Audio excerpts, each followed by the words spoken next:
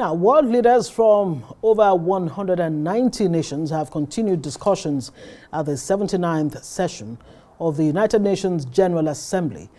Proceedings were marked by impassioned speeches and critical discussions on some of the most pressing global issues, from climate change and food security to conflict resolution and economic stability.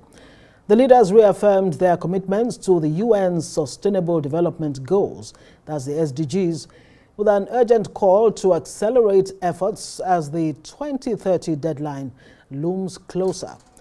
Nigeria's President Bola Tinubu is calling for debt forgiveness for developing countries and measures to recover proceeds of corruption and illicit financial flows from such countries.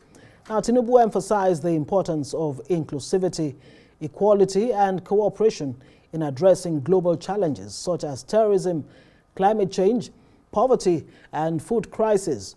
The president also urged world leaders to strengthen multilateralism through deeper cooperation among United Nations member states.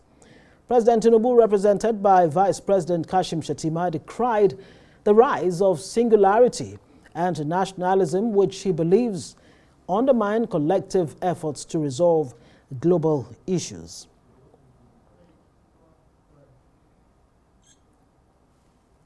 Right, for more on this, let's cross live to New York and speak to Arise international correspondent Adefemi Akinsoya. Hello, Adefemi. It's great to speak with you again. Okay, no, it's not Adefemi, definitely not. It is Osagie Amu. Good to see you. Now, fill us in on what the latest. Of course, Nigeria has been making a case for debt forgiveness, the need for multilateralism, and of course, a whole lot of other things. Fill us in on what, how strongly have they made this case and what's the response like so far? Good evening, it's Osagie here in New York. We're live in New York. It's been a wonderful day here. And I'll say Nigeria's message is important and it's pressing. It's calling for debt forgiveness, but it's also calling for cooperation. And it's also calling for the elevation of African nations on the international stage. And how has this been received? I think it's been received better internationally than it has been received back home. I've seen some of the conversation going on back home about Nigeria begging for debt relief, but we must be very, very specific when we talk about our issues. Our budget is mostly debt servicing, and we are being burdened by our debt servicing. And this is not the first time that Nigeria has called for debt release on an international stage. If we recall, in 1999, the former president Olusegun Obasanjo and his vice president Atiku Abubakar did go on an international campaign to get debt release, and that's how we got debt relief with the Paris Club, debt relief. And this is very important in order for Nigeria to move forward, in order for us to develop at the pace that we need. We do need some debt relief. We do need the global north and the west and China to say that, you know what, there has been economic downturn. The macroeconomic indicators in Africa have been constrained in recent years, particularly after COVID-19. And so it's very important for the president to come on the international stage and say that, you know what, give us a helping hand. And this is not the first time. And it's not begging, it's not coming on bended knees. We are also demanding a space on the Security Council, the UN Security Council. And it's not just Nigeria that is calling for debt relief. If we're, recalling other African nations, we did have the president of Ghana, Nana Akufo-Addo, come out before and not just call for debt relief, but also call for reparations and in relation to slavery, in relation to colonization on the African continent. That, historically the West has benefited from our resources, our food, our labor, and we did not get the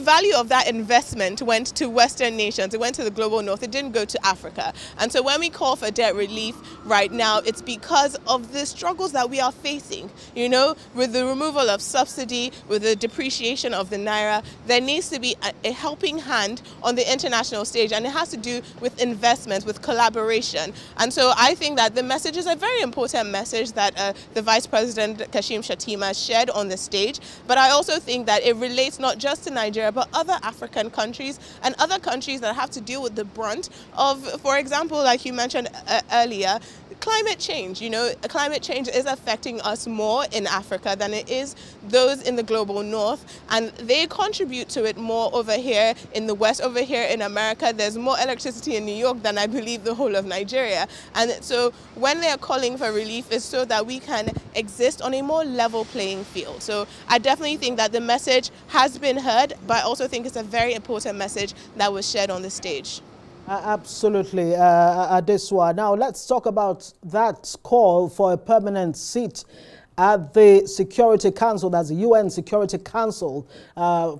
Is there a sense that Africa does deserve a place at the Security Council, a permanent seat for that matter? Yes, definitely. There's definitely, you know, the countries that do currently have a permanent seat on the UN Security Council are the US, the UK, China, Russia, and France.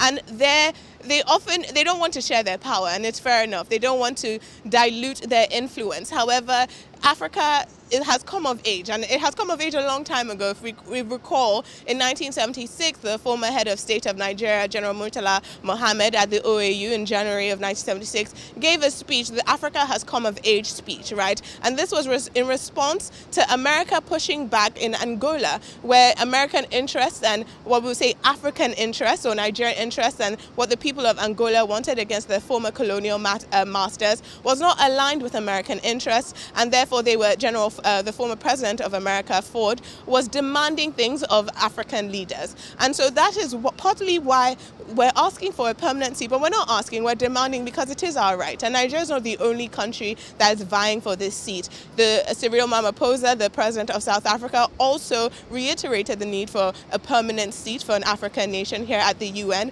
But, you know, it goes to the issue of security. We're facing insecurity within our borders in Nigeria, but we're also facing security challenges across the Sahel region. We have democracy failing in various countries in Western Africa. We have a new crisis brewing in Eastern Africa with Somalia and their neighbors.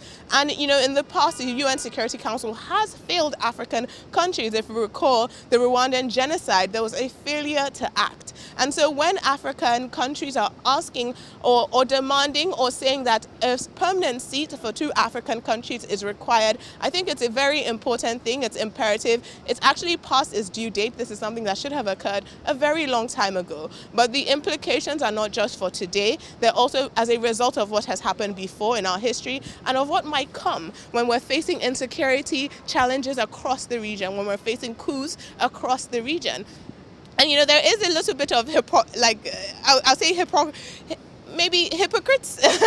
You know, there's something to be said about the crisis in Gaza, which the president of Ghana did address, and the crisis in Ukraine, the Ukrainian-Russian war, is that the interests of the countries that sit on the UN Security Council are always protected. But our interests, 54 countries in Africa, are not given the same level of importance. And so we do need our own representatives on the council, and not on a rotation, but we do need the giants of Africa to have a permanent seat on the UN Security Council to protect us and protect our future.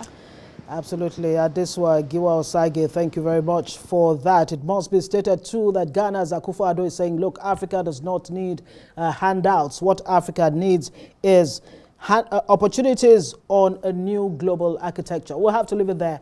Thank you very much for filling us in.